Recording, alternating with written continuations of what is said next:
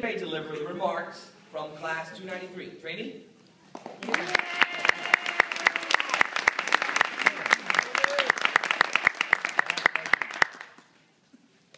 Thank you. Good evening, family, friends, administrators, command staff, and fellow trainees. My name is Douglas Melendez, and I was selected by the training advisors to be the class leader for BLE 293.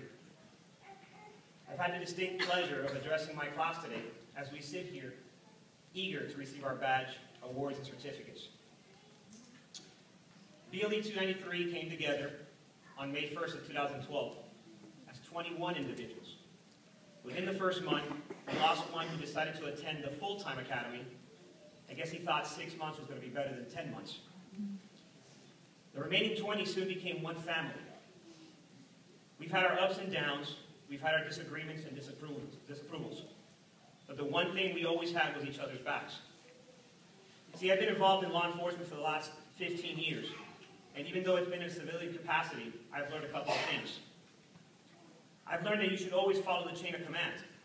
And I've tried to instill this into the class. This is very important.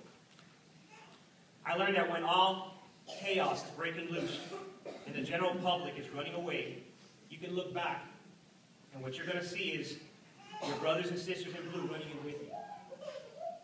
While we spend the last, felt like 10 months, 44 weeks, or 169 days, or even 880 hours, yes, it felt like eternity. Learning, we did so in both classrooms with valuable instructors and training advisors, as well as in the parking lot or in a beach week at Miami Beach. The lessons learned in both these areas build a foundation for what we as future law enforcement officers need to be able to serve and protect our communities.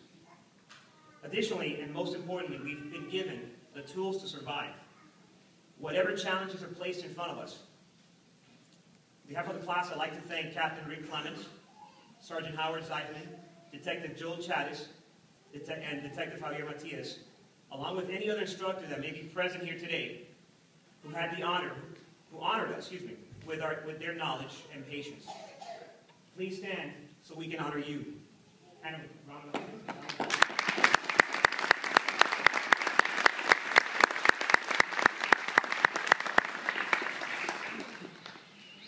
We'd like to thank you for teaching us all you know and making us not only better citizens, but professional law enforcement officers. Director Garcia, I hope you know and see that the dedication that the training advisors, these training advisors have given us surpasses any other training we've ever received or could ever receive. Before I finish, I'd like to read a story that a classmate brought to my attention.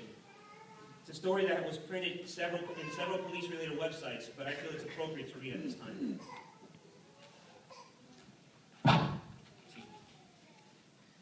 It's entitled, When God Created a Police Officer.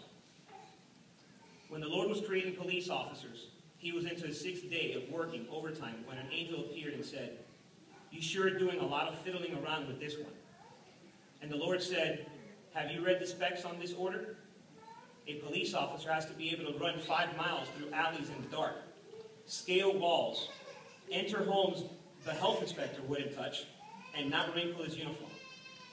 He has to be able to sit in an undercover car all day on a stakeout, cover a homicide scene that night, canvass the neighborhood for witnesses, and testify in court the next day.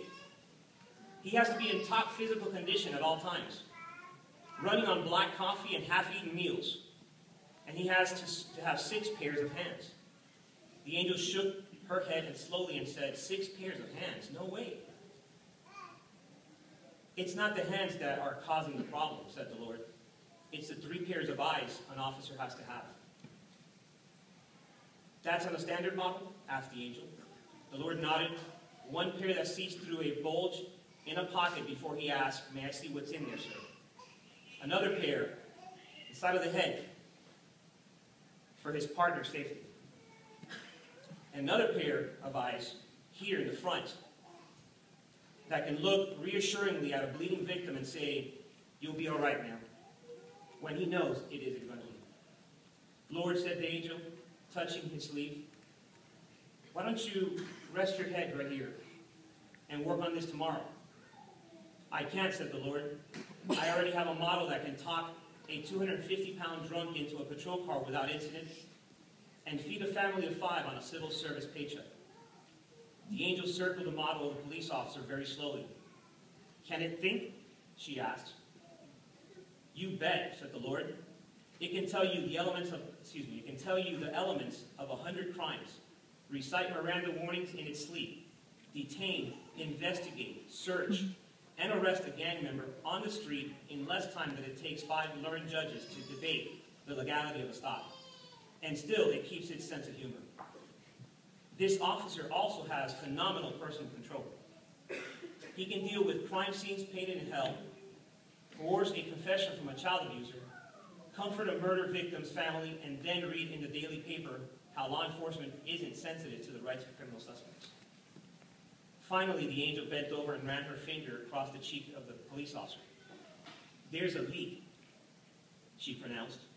I told you were trying to put too much into this model.